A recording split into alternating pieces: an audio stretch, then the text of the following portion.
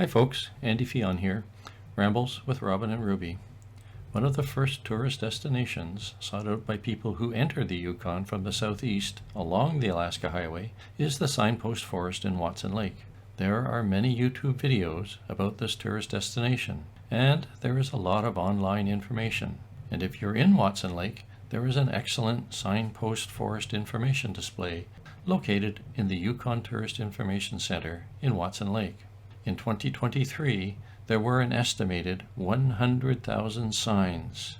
That's a lot of signs. Now, because of all this excellent existing information, I won't go into all the details behind the origin of the Signpost Forest. I leave that to you to seek out. What I will do in this two-part video is share two of my reflections and questions about the signs that popped into my head in Part A. In Part B, I will share the planting of our sign to mark the culmination of our 2023 trip with our two grandsons, Braden and Adrian. Join me as we walk around the Watson Lake Signpost Forest, reflect on some questions, and leave our sign to mark our special trip. Enjoy! I admit, while I walked around the Signpost Forest, I was struck by the types of signs I saw. I saw signs of place names, presumably borrowed, bought, or stolen from a town located on the other side of the world. I saw signs that described an epic personal or family trip to Yukon and or Alaska, probably a once-in-a-lifetime trip for some people. I saw signs that were reflections of an important social movement or a past family member or members. Some were quite touching. As I walked around, I also noticed the construction of some signs were quite imaginative, creative, and very artistic. Others were just curious and funny. So let's walk around and just have a look at the types of signs that are here.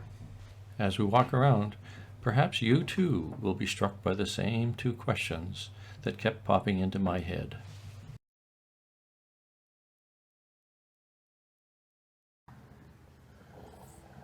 Well, it's June 5, it's Watson Lake, and the temperature is 6 degrees Celsius.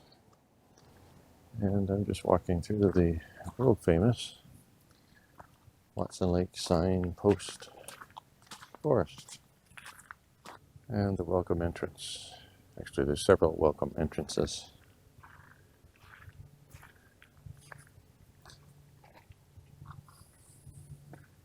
And the information sign. And the Coles Notes version. In about 1942, Carl Lindley was an American soldier, and it said he added his hometown sign to an army signpost that were erected for homesick soldiers, I guess. And that set the standard. And now people from all over the world bring their signs to add to the Watson Lake Signpost Forest. So it's worth a visit. Walk around, have a look, see where people have come from around the world. And here's a special tiny little one that went up in 2019. It looks like a little red and white or silver tab trailer, all the way from Nepean. But I think they're pushing about 100,000 signs from around the world, if I'm not mistaken. It's interesting to look at some of the creative ones. Here's a toaster, Levi and Salima, 2018, just married. Not sure what the symbolism of the toaster is. Even one from Almont, just west of Ottawa. I'm sure there's a story behind each of these. At the bottom there, Betsy's Epic Adventure, Tampa to Anchorage, 2023. It's a new one. So I hope Betsy is having an epic adventure. With so many signs, you can imagine that each one has their own story. Some are simply about driving the Alaska Highway to get from the United States south to Alaska. Others have a much more profound message, such as this one by Kaska Territory. And the Watson Lake Secondary School and Liard Aboriginal Women's Society, which raises awareness about missing and murdered Indigenous women, girls, and Two-Spirit people. And another one for which there's a story. Mallard Duck sign, made by Bill Miller, 1992, posted in 2019 by Camicia Miller. I'm sure there's a story there. I think it would be kind of cool to bring a class here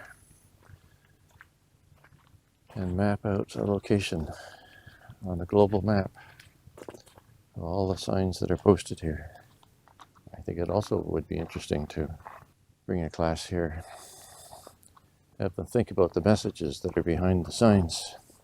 Much more than just a signpost forest, or it could be. Anyway, that's the signpost forest in Watson Lake, Yukon, Canada. Well worth a visit just to amuse yourself, or to think about the stories that are behind each of those signs. In this part B of the video, I record the relocation of the Fion sign we left in 2019, and the planting of the 2023 Fion sign with our two grandsons, Braden and Adrian. This part B is a little out of date sequence because it was recorded on July 30, 2023, as we left Yukon and started our long journey driving back to Ontario, whereas part A was recorded on June 3, 2023. Our first step was to confirm there was not enough space to fix the new 2023 sign beside the old 2019 sign, so we had to find a new location where we could post both signs beside each other. We then mounted the 2023 sign at the new location. We went back to remove the 2019 sign, and we returned to the new location where we had already fixed the 2023 sign, and we screwed on the old 2019 sign beside its partner, the new 2023 sign. Now all of this was a little bit complicated because it was hard to find a vacant space in the signpost forest suitable for the two Fion signs together, even though these were small signs. The last step was to send the mandatory update to the family back in Ottawa that the mission was a success. So this brings us to the end of the Watson Lake Signpost Forest video. To recap, the Signpost Forest is one of those mandatory tourist stops because of the history it represents. If you're the least bit curious, it's hard not to look at the many signs and ask yourself how the Signpost Forest could be used for educational purposes, and wonder about the many stories that accompany each sign. If you enjoyed the video or learned something new, please consider liking or commenting on the video or subscribing to the channel to ensure you are informed when I post the next video. Stay well and see you later.